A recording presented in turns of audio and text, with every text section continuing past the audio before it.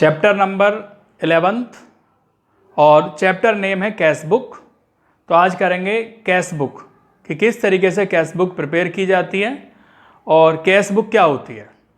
तो स्टूडेंट, जब बिजनेस हमारा स्मॉल लेवल पे होता है तो वहाँ पर जो भी एंट्री होती हैं वो जर्नल में आ जाती हैं, लेकिन जब बिजनेस हमारा ग्रो करने लगता है, बिजनेस बढ़ने लगता है, लार्ज लेवल पे हो जाता है, तो वहाँ पर हम सभी एंट्रियों को जर्नल में नहीं कर पाते। उन एंट्रीज़ को फिर अलग अलग बुक्स में डिस्ट्रीब्यूट कर दिया जाता है, तो उन्हें कहते हैं सब्सिडियरी बुक। जैसे कि कैश वाली जो भी एंट्री हैं वो कैश बुक में आ जाती हैं, और क्रेडिट परचेज ऑफ गुड्स वाली एंट्री परचेज बुक में आती हैं, क्रेडिट सेल्स ऑफ गुड्स वाली एंट्री सेल बुक में आती हैं, परचेज रिटर्न वाली एंट्री परचेज रिटर्न में आती हैं, सेल्स रिटर्न वाली एंट्री सेल्स रिटर्न में आती हैं, और कुछ एंट्री जनरल प्रॉपर में चली जाती हैं। तो ये सब्सिडियरी बुक का ही एक पार्ट है कैश बुक। और कैश बुक में जो एंट्री आती हैं वो ओनली कैश ट्रांजैक्शंस की एंट्री आती हैं, क्रेडिट ट्रांजैक्शंस वाली एंट्री यहाँ पर नहीं आती। कैश बुक को करने के दो तरीके हैं। एक तरीका है जर्नल एंट्री की हेल्प से किया जाए, और दूसरा प्रोसीजर है कि इसे रिसीप्ट और पेमेंट की हेल्प से किया जाए। तो ये क्वेश्चन जो मैं आपको कराऊंगा रिसीप्ट और पेमेंट के बेस पर कराऊंगा। अब यहाँ पे क्या है, फॉर्मेट इसका ये है, डेट आ जाएगी पर्टिकुलर, यहाँ पर रिसीप्ट लिखना है आपको, यानी लेफ्ट साइड में रिसीप्ट मीन्स पैसे का आना, वाउचर नंबर ये कॉलम बनाते हैं, LF लेजर फोलियो, अमाउंट जो भी अमाउंट होगा, तो ये डेबिट वाला पोर्शन है मीन्स लेफ्ट साइड वाला पोर्शन है, एंड राइट साइड में डेट पर्टिकुलर पेमेंट, यानी जो भी पेमेंट होगा वो दिस साइड आएगा मीन्स राइट साइड आएगा, and voucher number LF ledger folio amount. तो ये पोर्शन यहां से यहां तक का आपका क्रेडिट वाला पोर्शन है और ये डेबिट वाला पोर्शन है। तो रिसीप्ट इधर लिखे जाएंगे और पेमेंट इधर आएंगे। अब जैसे कि पहला पॉइंट है क्वेश्चन में, पहला पॉइंट है कमेंस्ड बिजनेस विद कैश।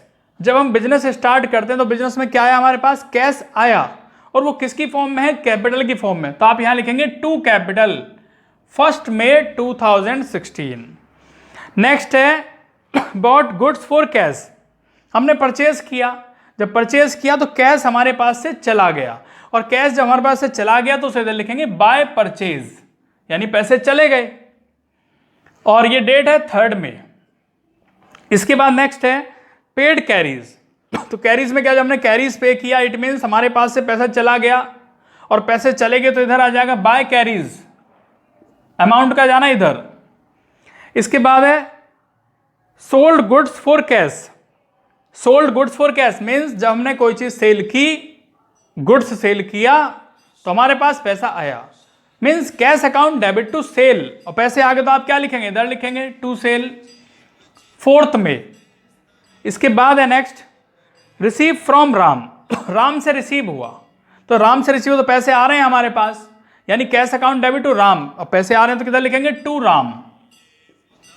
इसके बाद नेक्स्ट है पेड टू शिव कुमार। शिव कुमार को पेमेंट किया, यानी कि पैसे आपके पास से चले गए, मनी आपके पास से चली गई, तो क्या लिखेंगे बाय शिव कुमार, क्योंकि शिव कुमार को अमाउंट दिया, शिव कुमार को पैसा दिया।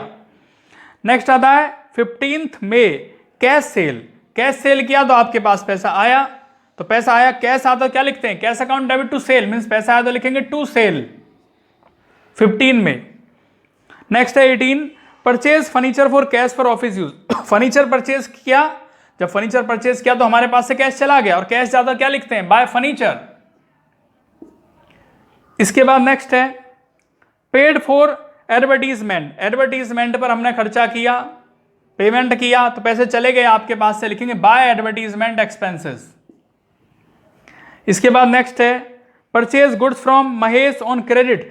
गुड्स परचेज किया महेश से क्रेडिट में, तो ये एंट्री कैश बुक में नहीं आएगी, क्योंकि क्रेडिट में यहाँ पे कैश ट्रांजैक्शंस वाली एंट्री आती हैं। नेक्स्ट है 24 पेड टू महेश। महेश को पेमेंट किया तो एंट्री होगी महेश डेबिट टू कैश, यानी पैसे चले गए आपके पास से, तो लिखेंगे बाय महेश 4000। इसका नेक्स्ट है पेड वेजेस 25 में। पेड वेजेस है, अगेन आपके पास से पैसा चला गया, मनी चली गई, तो बाय वेजेस 25 में।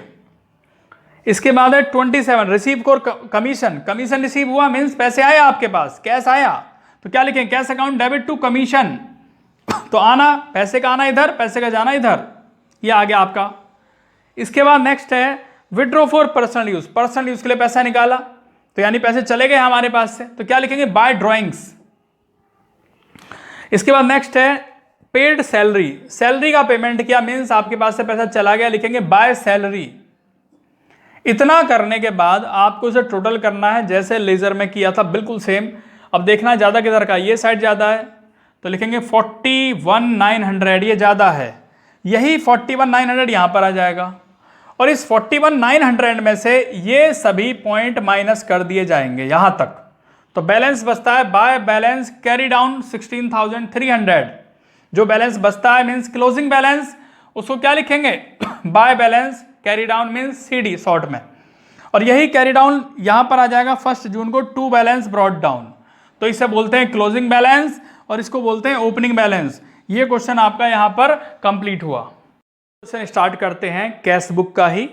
कैश बुक का जो फॉर्मेट है वो मैंने आपको बता दिया था अभी किस तरीके से फॉर्मेट बनता है। यहाँ पर मैंने जो फॉर्मेट लिया है वो डेट, पर्टिकुलर रिसिप्ट्स, अमाउंट, मैंने बच्चों वाउचर नंबर और LF का कॉलम नहीं बनाया है, वो आप अपने आप से बना लेंगे। यहाँ डेट, पर्टिकुलर, पेमेंट और अमाउंट, ये आपने कॉलम यहाँ पे लिख लिए। इसके बाद फर्स्ट पॉइंट है, यहाँ लिखा है enter the following transaction Mukherjee and brother, single column cash book बनाना है। फर्स्ट पॉइंट है balance of cash in hand 1 April को, तो बैलेंस दिया है कैश इन हैंड का, सबसे पहले इसे लिखते हैं 2017 1 अप्रैल टू बैलेंस ब्रॉट डाउन 50,000 रुपये, सबसे पहले ये लिखा जाएगा। इसके बाद थर्ड पॉइंट है परचेज गुड्स फॉर कैश, अब परचेज किया, जब परचेज आपने किया तो आपके पास से पैसा चला गया, कैश चला गया, तो इधर लिख दोगे आप बाय परचेज 22,000। इसके बाद है परचेज गुड्स, अब यहां गुड्स परचेज किया, तो जब गुड्स परचेज किया तो फिर पैसा चला गया, क्या लिखेंगे बाय परचेज 15,000, पैसे का जाना इधर मीन्स पेमेंट साइड। इसके बाद नेक्स्ट है 10 परचेज गुड्स फ्रॉम गोपी, गोपी से गुड्स परचेज किया, एंट्री क्या होती है परचेज अकाउंट डेबिट टू गोपी, यानी ये क्रेडिट ट्रांजैक्शंस की एंट्री है और ये यहां पर नहीं आएगी, इसको आप यहां पर नहीं लिखोगे, ओनली कैश ट्रांजैक्शंस वाली एंट्री आती है। इसका नेक्स्ट है purchase goods from Gopi for cash, Gopi से गुड्स परचेज किया, कैश में परचेज किया, तो जब परचेज करते हैं तो पैसा चला गया हमारे पास से, और पैसा चला गया क्या लिखेंगे बाय परचेज। जब कैश और नेम दोनों मेंशन होते हैं तो कैश कंसीडर किया जाता है, वो एंट्री कैश वाली होती है। इसके बाद 13 के बाद सोल्ड गुड्स, गुड्स सेल किया, जब गुड्स सेल किया तो हमारे पास पैसे आए, और पैसा जब आया तो इधर लिखेंगे टू सेल्स 20,000 15 अप्रैल। इसके बाद goods sold to Vishwakarma, goods sale किया यानी विश्वकर्मा डेबिट टू सेल, अब ये भी क्रेडिट वाली एंट्री है तो क्रेडिट वाली एंट्री यहां पे नहीं आएगी। इसके बाद sold goods to Raghunandan for cash, Raghunandan को सेल किया कैश में, तो नेम भी है और कैश भी है तो कैश कंसीडर किया जाएगा, और यहां पे पैसे आपके पास आए तो आप लिखेंगे सेल, टू सेल इधर आ जाएगा means cash account debit to sale, तो पैसा आया वो इधर आएगा। इसके बाद रिसीव कमीशन यानी cash account debit to commission, फिर पैसे आ गए हमारे पास तो लिखेंगे टू कमीशन, एंट्री क्या होती है cash account debit to commission. इसके बाद रेंट पेड, पेड रेंट लिखा है तो rent account debit to cash means पैसा हमारे पास से चला गया, जब हम रेंट पे करेंगे तो पैसा जो भी होगा हमारे पास से चला जाएगा, लिखेंगे बाय रेंट।